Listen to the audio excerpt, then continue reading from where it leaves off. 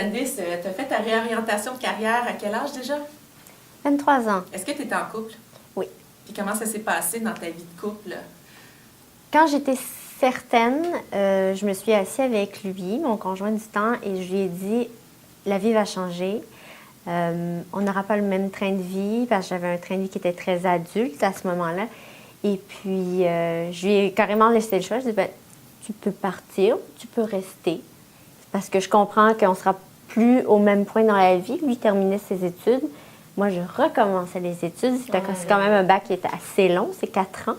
Et puis, donc c'est ça, je voulais lui laisser le choix. Et quel a été son choix, justement? Bien, il est resté. Il est resté. Là, on n'est plus ensemble, mais il est resté. On a fait un bon bout de chemin ensemble à travers tout ça. Donc, oui. Et à l'époque, c'est ça, l'argent, c'était important pour toi? Oui. Dans ma famille, même si on veut être certain qu'on a tout ce qu'on a, tout ce qu'il nous faut, qu'on ne fait pas des gros sacrifices, je me suis toujours fait dire, c'est a means to an end. C'est quelque chose, un instrument, un outil qui va t'aider à réaliser des choses. C'est vrai. C'est vrai. Parce que, une fois mort, bon... On n'emmène rien. Exactement. Ouais. C'est ça. Donc, pour vivre des belles choses, pour voyager, pour réaliser des projets, ouais. Et pour toi, est-ce que tu te dis qu'il y a peut-être des choses que tu aurais faites autrement? Est-ce que tu as déjà regretté cette décision-là, même si aujourd'hui tu aimes ta profession, mais est-ce que tu as déjà eu des regrets?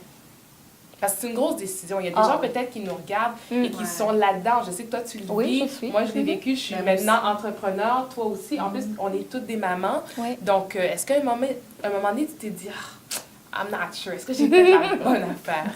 Non. Oh, wow. Non. Non. Aucun regret. Non. Je Rien. pense que la vie a fait que, bon, c'était un signe, je l'ai écouté, puis c'était pas magique, j'ai travaillé très, très fort.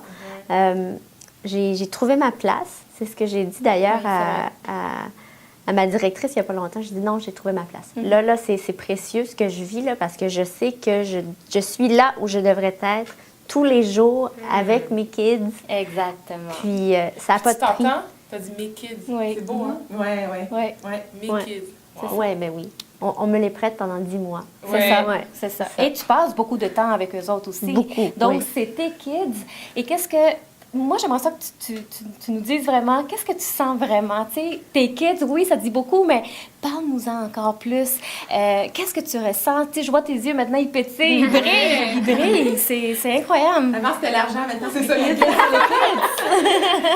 Ben, en fait, moi, je les considère comme les prêtres. Donc, j'ai 10 mois avec eux pour les faire réussir.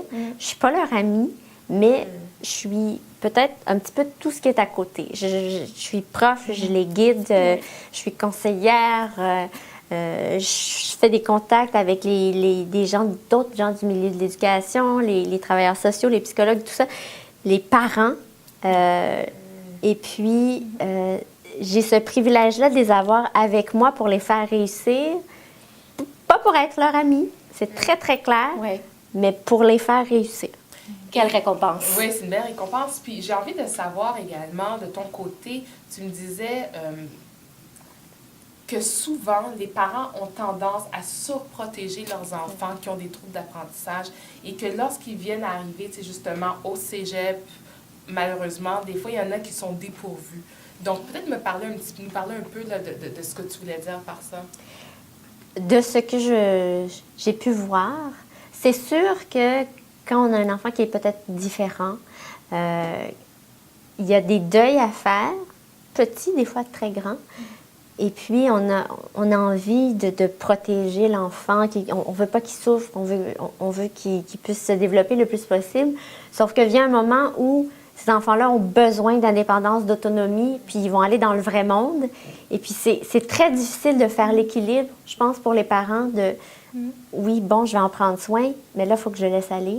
Et puis, je pense que moi, je suis l'entre-deux. Je suis celle qui doit dire, non, mais là, il doit être capable de le faire tout seul.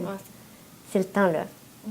Et c'est le temps aussi, peut-être, de voir avec ces jeunes-là ou peut-être d'autres personnes qui veulent prendre ton parcours de changement de carrière. Alors, qu'est-ce que tu aurais à donner comme conseil aux jeunes, aux moins jeunes, aux gens qui ont à faire cette espèce de saut-là? Madame Wall Street au service des autres, c'est quand même quelque chose. Hein? Oui. En fait, moi, je pense qu'il faut un plan. Il faut un plan. Il ne faut pas se lancer à corps perdu comme ça. Il faut s'asseoir, il faut se dire, OK, voici ce que nous allons faire dans les prochaines années. Et ensuite, tranquillement, je pense que les choses se placent. La vie fait que si on est à notre place, on a des signes. Et puis voilà. Il faut avoir un plan. Puis à un moment donné, il faut être flexible aussi. Parce que quand c'est du nouveau, bien, il faut vouloir s'adapter. Vouloir s'adapter puis faire un plan aussi avec sa famille. Oui. Et son conjoint. Avec son Oui. Je l'ai dit à mes parents qui, bizarrement, ils ont fait « Ah ouais, OK. » C'est bien. Oui, ils ont été très, très présents. Ils m'ont supporté beaucoup. Je pense qu'au début, ils ne me disaient pas qu'ils étaient stressés. C'est vrai. On les connaît, nos parents. Nos parents, Oui. oui. Nos parents s'inquiètent. s'inquiètent. On a 40 ans, Ouais. puis ils nous appellent encore leur petite fille. C'est vrai. Oui. Ouais, C'est vrai. surtout Ah oui. nous. Puis je me souviens que quand j'ai gradué en enseignement, j'avais invité ma mère à la cérémonie, puis elle m'a dit merci. Oh, wow! Oh! Comment Ouais. ça? Qu'est-ce que c'est? Elle était reconnaissante, en fait, de tout ce que tu avais fait pour toi, mais pour eux aussi. Ouais. C'est ça. C'est que ça vient nous Oui, chercher. ça vient À nous quel point chercher. nos parents, là, tu sais, le regard des parents, puis cette fierté-là. Puis je pense que ça, c'est complètement typique de tous les enfants, mais particulièrement des enfants migrants. Moi, c'était inattendu. Je me suis dit, mais comment ça? Wow. Parce qu'elle s'était inquiétée encore. Et tu étais presque dans la trentaine, j'imagine. Candice, sincèrement, merci pour ce beau témoignage. Je pense qu'il y a vraiment beaucoup de gens qui nous regardent. Beaucoup d'entre nous, on est issus de l'immigration, puis on se retrouve là-dedans. Moi, j'ai toujours voulu être médecin, puis je suis journaliste. Et je suis heureuse parce que j'aurais jamais rencontré des belles femmes comme C'est vous vrai, qui travaillent. c'est Mais ma mère, elle sait toujours pas ce que je fais dans la vie. Merci beaucoup. Merci. Merci, Oh, Candice. Hey, on le fait notre WEPA? Ouais. Wepa, on est là!